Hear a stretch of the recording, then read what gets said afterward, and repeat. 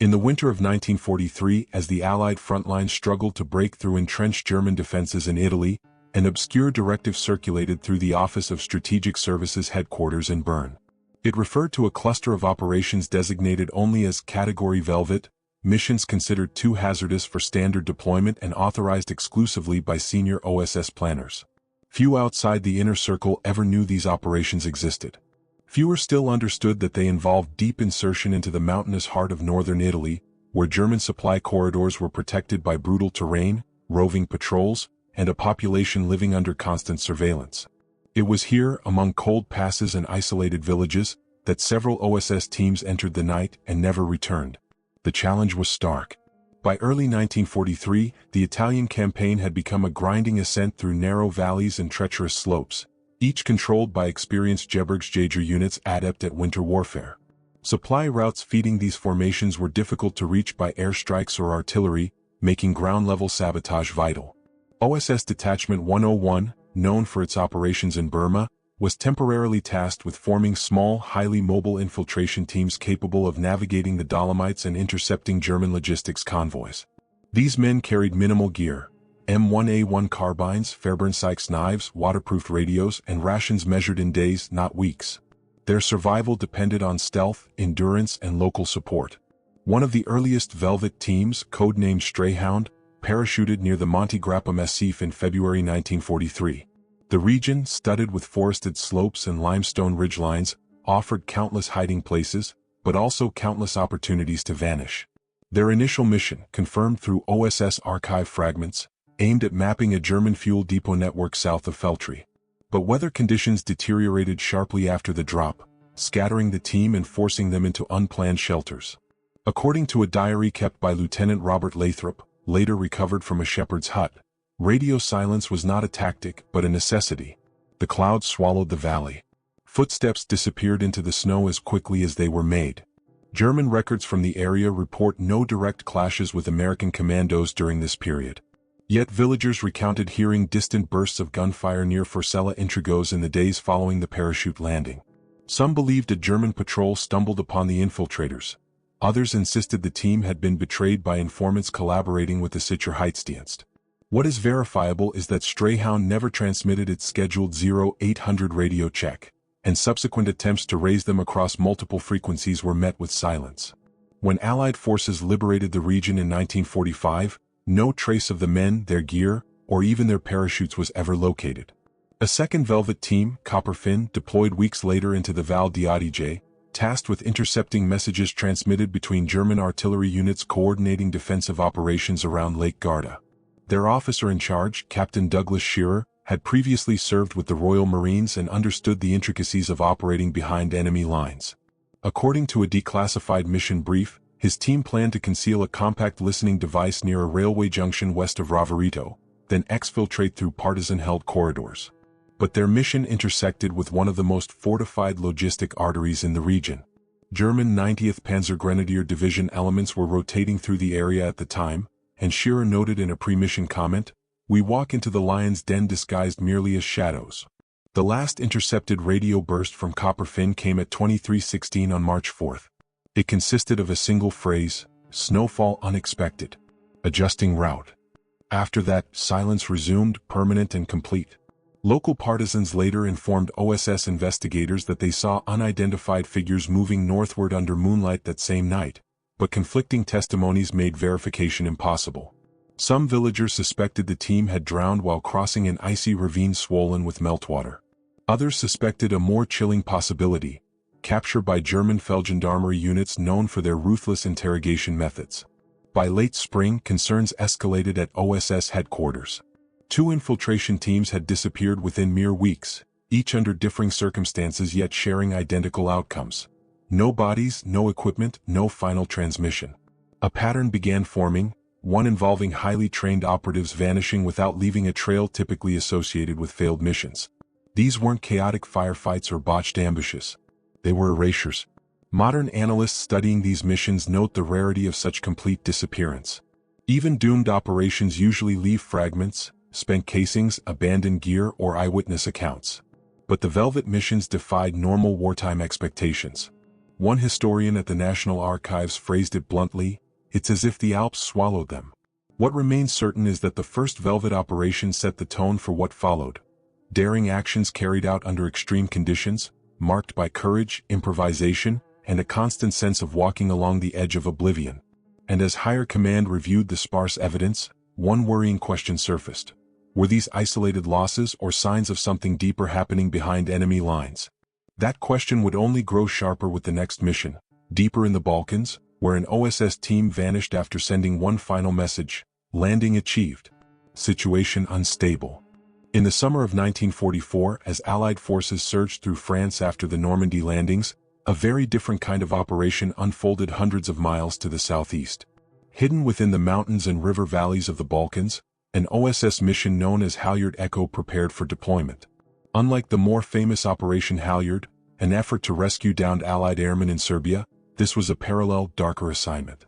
It tasked a 5-man OSS team with coordinating sabotage against German fuel depots near Prijepolje and stabilizing escape routes for Allied aviators. It was a mission involving secrecy layered on secrecy. And on August 18, 1944, Halyard Echo sent its final encoded message. After that, the team was never seen again. Their struggle began before their boots even touched Balkan soil. The region was a geopolitical labyrinth. Yugoslav partisans led by Josip Broz Tito controlled some territories, while Chetnik forces under Draza Mihailovic held others, often operating independently and sometimes at odds with Allied strategy. German occupation troops, including elements of the 7th SS Mountain Division Prinz Eugen, maintained a constant presence in the dense forests, ravines, and narrow passes. For the OSS, navigating the terrain was challenging enough. Navigating the politics was even harder. The team consisted of 3 OSS officers, Lieutenant Thomas Calder, Sergeant William Henley, and radio operator Alois Bracca, and 2 local liaisons trained at Bari, Italy, who were parachuted in to help coordinate with partisan units. Calder's personal journal, now preserved in incomplete fragments, notes that their primary target was a German fuel dump feeding Panzer and transport movements toward Montenegro. "If we can cut the flow here," he wrote, "it's as though we reach Berlin through a single match and a single spark." It was an audacious objective, but one that required precise coordination and absolute secrecy. The drop occurred on August 14, 1944, just north of Prijepolje. The insertion by C-47 Skitran was clean, confirmed later by flight logs, but radio intercepts suggest German radar briefly detected an unidentified aircraft traveling from the Adriatic coast. Whether this detection played any role in the team's disappearance remains a point of debate among historians. By their second day on the ground, the team reported linking up with a small partisan cell operating near the Milesiva monastery. But partisan records from the area are inconsistent. Some diaries confirm meeting American guests. Others claim no such contact occurred. What came next is pieced together from scattered documents. German records show increased patrol movements around Prijepolje beginning on August 16, possibly triggered by rumors of Allied infiltrators. Yet no skirmishes with commandos are recorded. At 2040 on August 18, Halyard Echo transmitted a final message: "Objective observed. Movement heavier than expected. Advise caution." This was followed by a second transmission minutes later, shorter, more cryptic: "Adjusting rendezvous. Confirm at next window." There was no next window. In the aftermath, conflicting eyewitness accounts deepened the mystery. A local shepherd claimed he saw flares in the hills that night, white, not German red-green signal colors. A partisan courier reported hearing muffled gunfire near a ravine west of Kamena Gora. Still others believe the men crossed paths with Chetnik units wary of foreign presence. But none of these accounts were corroborated, and each contradicts another. The only consistent note across reports is that no bodies were ever recovered. U.S. Army intelligence officers arrived in the region months later, interviewing villagers across Prijepolje and Szczenica. Their notes reveal frustration. One report reads, "Locals change stories depending on who else stands in the room. Fear saturates every response." As the Cold War approached, Yugoslav cooperation with U.S. investigators worsened, and access to partisan archives became limited. By the time documents were finally reviewed decades later, many had deteriorated or gone missing entirely. Modern analysis suggests several plausible explanations. One theory holds that the team was intercepted by German units conducting sweep operations, their bodies concealed or lost in terrain where recovery would have been nearly impossible. Another posits that partisan infighting or suspicion of espionage led to their detention. Some historians argue that intelligence leaks from Allied command may have compromised the mission before the men even landed. But none of these theories fully account for the total absence. No equipment, no remains, no German paperwork, no clear witness. What we do know is that Halyard Echo operated at the crossroads of shifting alliances, dense geography, and rapid German countermeasures during one of the Balkans' most unstable periods. Their disappearance remains one of the lesser-known but most perplexing OSS losses of the war. And while the mission's fragmentary traces tell a story of courage and danger, they tell only part of it. For buried within this puzzle lies a deeper question, one that investigators would revisit again and again. If Halyard Echo vanished in a region where everyone was watching everyone else, how did no one see what happened? That haunting question would echo into the next OSS deployment, this time onto the windswept coast of Brittany, where another mission would go silent without explanation. In the final days of July 1944, as the Allied breakout from Normandy neared its decisive moment, a quiet directive traveled through OSS London and SOE Baker Street. It referenced a joint infiltration codenamed Operation Rempart, a mission designed to slip behind German coastal defenses in Brittany and map artillery networks capable of striking Allied naval forces supporting Operation Cobra. Unlike large-scale commando raids, Rempart required total invisibility. 3 OSS officers and 1 SOE specialist, inserted weeks ahead of the main Allied advance. Their task was to confirm precise firing coordinates of German coastal guns near the ports of Lorient and Saint-Nazaire. Yet, mere days after landing, the team ceased broadcasting. Their silence became one of the most troubling vanishing acts in Western France. The struggle facing Operation Rempart began with geography. Brittany, with its rugged cliffs, wind-battered outcroppings and dense bocage fields, was a natural fortress long used by occupying German forces. In July 1944, the region fell under the control of Festung Bretagne, Fortress Brittany, meaning Hitler's high command had ordered the ports held at all costs. German units, including elements of the 265th Infantry Division and the 6th Parachute Regiment, were entrenched around coastal batteries and supply hubs. These positions were supported by an intricate web of bunkers, observation posts, and anti-aircraft emplacements. For the Rempart team, slipping into this labyrinth required meticulous timing, precise coordination with the French resistance, and one mistake fewer than the enemy. The team consisted of OSS Lieutenant Michael Warren, demolitions expert Sergeant Andrew Fife, radio specialist Corporal Raymond Kalinska, and SOE operative Charlotte Lottie Fairborn, one of the few women trained to operate behind French coastal lines. A fragment from an OSS pre-mission briefing reveals the tone of their assignment. Avoid contact unless necessary. Confirm the locations, ranges, and supply lines of the Lorient artillery corridors. Survival is secondary to accuracy of intelligence. These were not words given lightly. Allied planners remembered well the devastating coastal fire during the Dieppe raid in 1942. They wanted no surprises in Brittany. Their landing took place under a moonless sky on August 2, 1944. French fishermen aligned with the resistance smuggled the team ashore near Plouhinec using a disguised sardine boat. According to resistance field notes from the Morbihan sector, the landing occurred without German awareness, though one fisherman later recalled hearing distant engine noise from what might have been a patrolling Schnellboot. After reaching shore, Rempart moved inland, hiding in hedgerows until they linked with local resistance leader Jean-Pierre Vaillant. Vaillant later told Allied investigators that the team appeared focused, tense, urgent, aware that German patrols had increased in the wake of Allied advances. For their first 48 hours, the mission proceeded cleanly. Warren sketched preliminary positions of 2 suspected artillery batteries, while Fairborn worked alongside Vaillant's men to verify troop rotations. Kalinska transmitted updates using a lightweight Type 3 Mark II suitcase radio, sending coded bursts lasting no more than 15 seconds, short enough to avoid German triangulation.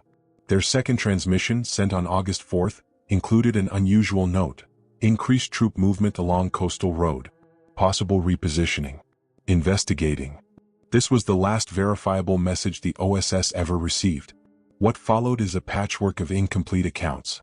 German war diaries from Lorient show a sudden spike in alarm reports on August 5th, sightings of unknown signals near dunes west of Plouhinec. Yet no documented arrests or firefights accompany these reports. Resistance files from the same period describe a German sweep through nearby farmland but claim no contact with Allied infiltrators. Most perplexing is Vaillant's testimony. He insisted that he met the team the night of August 4th, delivered them updated maps, and watched them disappear into a wooded ravine toward Kursawan. They were heading toward an observation bunker, he said. Then they were gone. No gunfire, no signals, nothing. Investigation teams arriving after liberation in September 1944 uncovered no trace of the missing operatives. They searched farmhouses, barns, foxholes, even abandoned German listening posts. Nothing surfaced, not the radio, not uniforms, not even a spent cartridge. Reports from interrogated German prisoners were equally inconclusive. One soldier from the 6th Parachute Regiment recalled hearing rumors of Allied spies detected on August 5th but said counterintelligence found only tracks that led nowhere. Historians have proposed several theories. Some believe the team was betrayed by a double agent inside a resistance cell, an unfortunate yet documented occurrence in Brittany during the summer of 1944. Others suggest a German patrol may have ambushed the operatives and buried the bodies in unmarked ground, later destroyed or overtaken by bombardment. A smaller number argue the team may have stumbled into a minefield near Kursawan, their remains obliterated by explosions and concealed by terrain. Yet none of these theories explain the total absence of equipment, especially the radio, which would have been prized intelligence for any German unit. Modern analysts face the same wall of ambiguity. A 1998 review by the U.S. Army Center of Military History concluded, Operation Rempart demonstrates the difficulty of reconstructing missions executed in the shadow zones of shifting front lines. The absence of evidence leaves only speculation, not resolution. The disappearance of all 4 operatives without a single trace remains one of the least understood episodes among Brittany's wartime operations. But perhaps most chilling is the final line from Kalinska's last recorded transmission. Translated from cipher, it reads, "Unexpected movement observed. Investigating anomaly." Whatever that anomaly was, troops, signals, or something far more human in origin, its meaning vanished alongside the team. And the pattern would continue as the OSS pushed its operations next toward the snowbound heart of the Austrian Alps, where another team would descend into hostile territory, never to return. By December 1944, as the Battle of the Bulge erupted in the Ardennes, another front of the war was drawing quiet, uneasy attention inside the OSS. Rumors were circulating through Allied intelligence channels of a mysterious Alpine national redoubt, a final bastion where surviving Nazi leadership, SS units, and intelligence officers might retreat to wage a prolonged guerrilla resistance. Though post-war analysis would later reveal the redoubt to be more myth than reality, the Allies could not afford to assume otherwise. Too many German convoys were seen moving deeper into the Tyrolean and Salzburg Alps. Too many documents hinted at hidden depots, encrypted networks, and last-stand command centers concealed among snowbound peaks. In response, the OSS drafted a 4-man infiltration team under the codename Operation Griffin. Their insertion into the Zillertal Alps would become one of the war's most enduring mysteries, a disappearance so complete that investigators decades later found nothing, not even the parachutes. The struggle began even before the team reached the drop zone. The Alps in December were a world unto themselves, steep, frozen, unforgiving. Peaks near Meerhofen rose above 8,000 feet, coated in ice and blinded by swirling snow squalls. German Gebirgsjäger units, born to mountain warfare, patrolled the valleys with practiced efficiency. The skies overhead were no safer. Luftwaffe night fighters occasionally prowled the high passes, and American pilots spoke of unpredictable mountain winds that could tear apart even the sturdiest C-47. One navigator in Bari described the region as a place where even shadows freeze. Despite the hazards, the Griffin team was selected precisely because they had the skills to survive in such terrain. Captain Samuel Harker, the team leader, was a former Colorado mountaineering instructor turned OSS operative. Sergeant Leo Monroe handled demolitions and survival gear. Radio operator Private Ernest Langen, a German-speaking American born to Austrian immigrants, was responsible for monitoring local signals traffic. Their final member, SOE-trained scout Edward Fairchild, brought expertise in silent movement and night reconnaissance.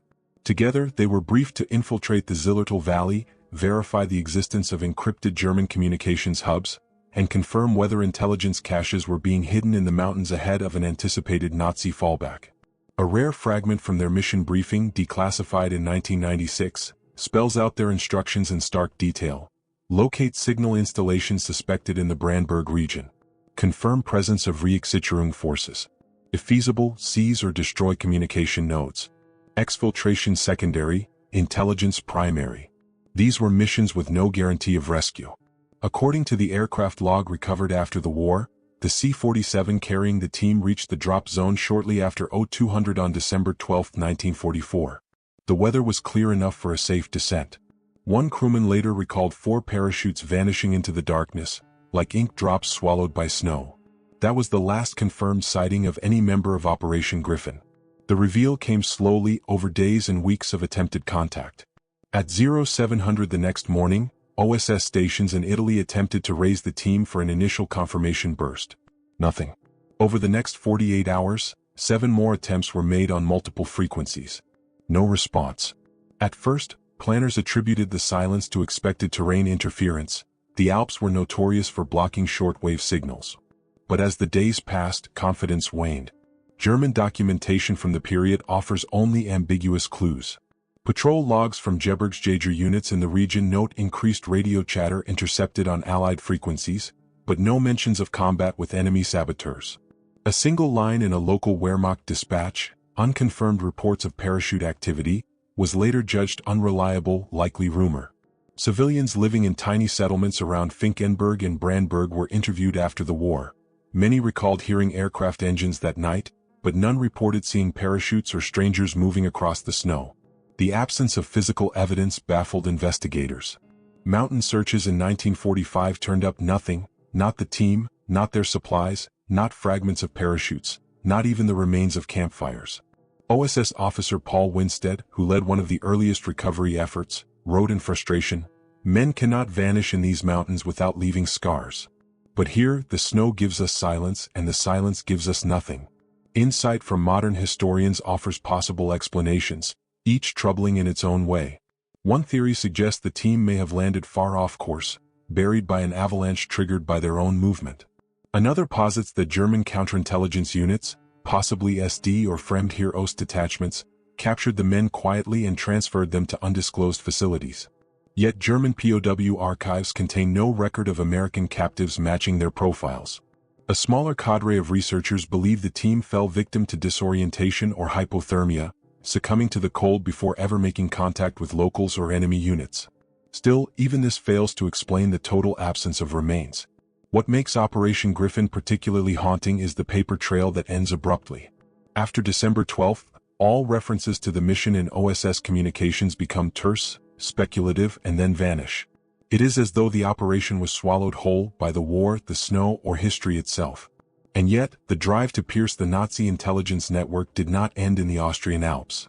As winter deepened across Europe, OSS planners launched one final high-risk mission, an extraction operation in occupied Czechoslovakia, where the stakes were higher and the disappearance even more complete.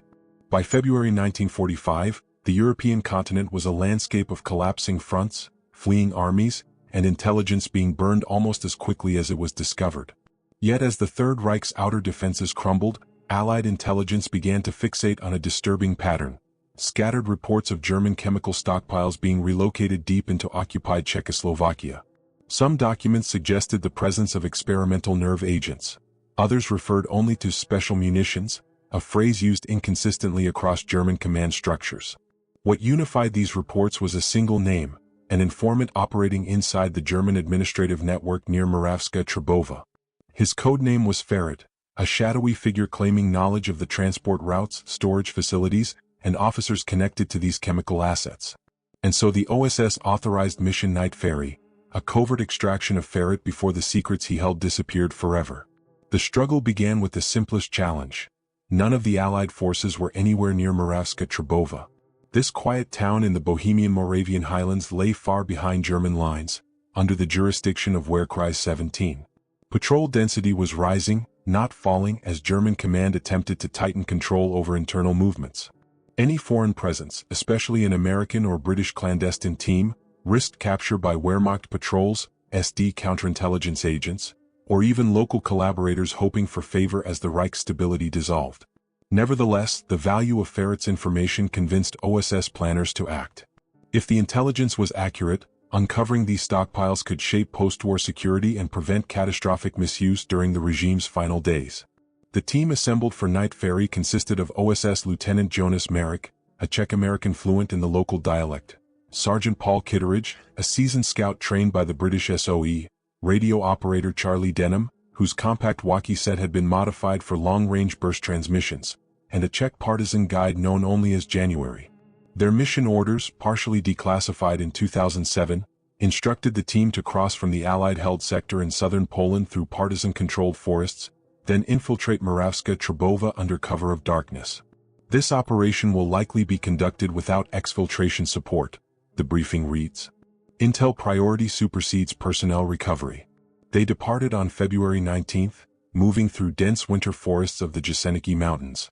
Terrain reports describe waist-deep snow, frozen river crossings, and an increasing number of abandoned German outposts, fragments of a retreating army stretched too thin to hold every inch of land. On February 20, Denham transmitted a brief coded message confirming progress. Crossed boundary. Visibility low. Proceeding. It was the last clear, untroubled update the OSS received. 2 days later, the team neared a partisan relay point outside the village of Krenov. Testimonies from the local resistance, collected after the war, confirmed that Marek's group arrived safely. They were exhausted, frostbitten, but determined. The partisans provided fresh intelligence. German patrols had doubled in the last 48 hours, moving with an urgency that suggested leaked rumors of Allied infiltration, or perhaps internal panic about chemical transports. Marek reportedly responded, "Then we're too close to turn back." On the evening of February 22, the team entered Morawska Trzebowa. Lights in many buildings were blacked out. German trucks hissed along icy streets, laden with crates whose contents none of the locals dared guess. According to a partisan witness, Jan guided the team toward an administrative annex where Ferret was believed to be hiding. But what happened next fractures into conflicting accounts. The reveal came in layers, each adding doubt rather than clarity. One villager claimed he saw 4 men moving across the square, shadowed by 2 German patrolmen. Another recalled hearing distant gunfire near the outskirts. But a third, interviewed in 1951, insisted no shots were fired at all, that the town was quiet enough to hear snow melting on the church roof. At 0:43 on February 23, OSS Bari received a final, fragmented transmission. It consisted of 6 words: reached contact. Situation compromised. Moving, the signal cut abruptly before the last word completed. Radio operators tried for hours to re-establish contact, switching frequencies, boosting power, even instructing nearby partisan units to relay if the team switched to emergency channels. Nothing came. In the days that followed, German records show no arrests of Allied operatives, no firefights, no unusual disturbances. A single SD report from the region mentions foreign saboteurs possibly active, but offers no details. When Soviet forces later swept through the area, they uncovered civilian casualties, burned documents, and scattered remnants of hasty German evacuations, but nothing connecting to Night Ferry. Post-war investigators attempted to reconstruct the route the team might have taken. They combed forests near Krenov, riverbanks outside Morawska Trzebowa, even collapsed barns rumored to have housed captured saboteurs. They found no equipment, no uniforms, no parachutes, no radio, and no bodies. It was as though the frozen countryside had simply folded over them. Modern historians propose stark possibilities. The team was intercepted silently by SD operatives skilled in covert seizure. The informant Ferret was a German double agent. Or Night Ferry stumbled into the transfer of chemical stores so sensitive that everyone involved was eliminated to erase the chain of knowledge. Yet none of these hypotheses explain the total absence of physical evidence. One line in Marek's field notes, later recovered from an abandoned partisan safe house, remains the most unsettling. If the situation changes suddenly, it will not be by chance. Night Ferry had been designed as an extraction mission. Instead, it became the 5th OSS operation in the European theater to vanish without a trace. And as the war neared its end, officials back in Washington began to notice the pattern and question what these disappearances meant. The final chapter of this story, compiled only after decades of declassification, would reveal the most troubling questions yet. By the spring of 1945, as Allied soldiers celebrated liberated cities and the collapse of German armies across Europe, a very different mood permeated the upper floors of the OSS headquarters in Washington and London. Reports from field officers, decoded transmissions, and incomplete after-action notes all pointed to a chilling pattern. 5 clandestine OSS missions, each operating in different regions, under different conditions and with different objectives, had simply vanished. No bodies. No equipment. No German paperwork. No classified materials surfacing in captured archives. Nothing. It was as if these teams had walked off the edge of the historical map. This final chapter, often referred to privately as the Griffin File, sought to make sense of the disappearances before the OSS itself dissolved at the end of the war. The struggle began with data, or rather, the lack of it. Analysts tasked with reviewing mission files found that each operation had been launched under pressing circumstances, often with incomplete intelligence or improvised timelines. Yet when they attempted to cross-reference German reports, partisan diaries, or Allied intercepts, they hit dead ends. Wartime chaos always created gaps, but this was different. One intelligence officer wrote in a classified memo, "It is not that we lack answers, it's that we lack questions that make sense." The mystery deepened as OSS archivists attempted to reconstruct radio traffic logs from Italy, the Balkans, France, Austria, and Czechoslovakia. Almost every missing team had transmitted a final message indicating sudden danger, unexpected movement, or compromised conditions. The transmissions stopped abruptly, never tapering off, never degraded by technical issues, never followed by distress bursts. Insight arrived through the painstaking work of junior analysts combing German records captured during Operation Tickum, the Allied effort to seize Nazi intelligence assets before the Soviets could. These documents revealed something unusual. In multiple regions where the OSS teams vanished, German commanders had recorded unexpected increases in patrol density or intercepted unknown radio chatter. Yet in each case, German units reported no clashes, no prisoners taken, and no encounters with Allied agents. The Germans knew something was happening, but they appeared as confused as the Allies.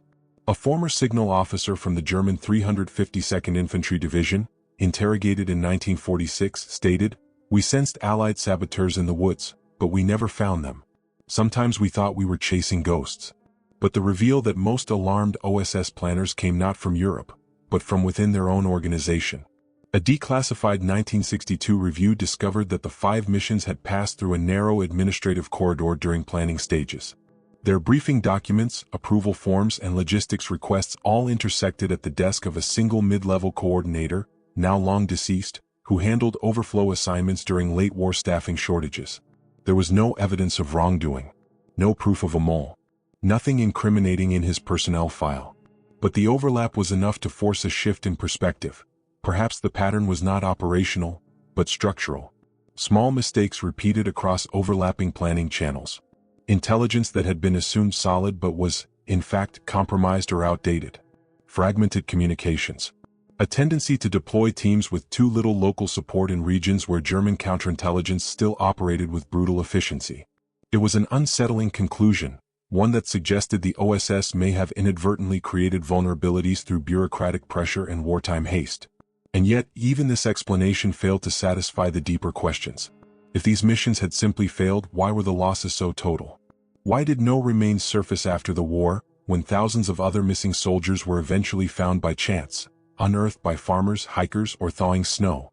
Why did captured SS officers, interrogated extensively, deny any knowledge of the teams? Why, above all, were these missions, unlike countless others, not accounted for in the meticulous German paperwork that survived the war? A historian from the U.S. Army Center of Military History, reviewing the case in 1984, offered a sobering thought.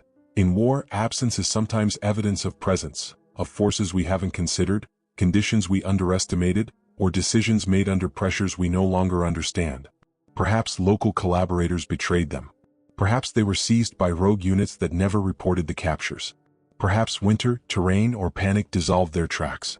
Perhaps they were simply in the wrong place at the wrong moment, swallowed by the collapsing edges of a dying empire. The application of modern analysis brings both clarity and humility.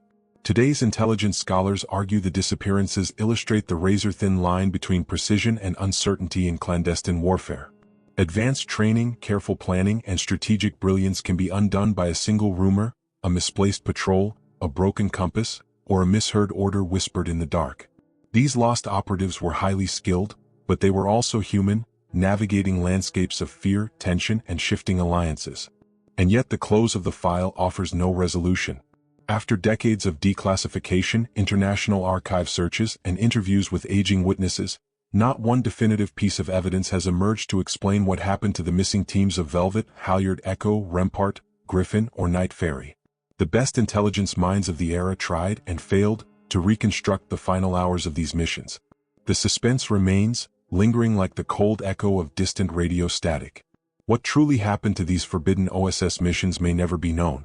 Their final transmissions, caught halfway between certainty and fear, stand as the last trace of operatives who entered the shadows of a collapsing world and never returned.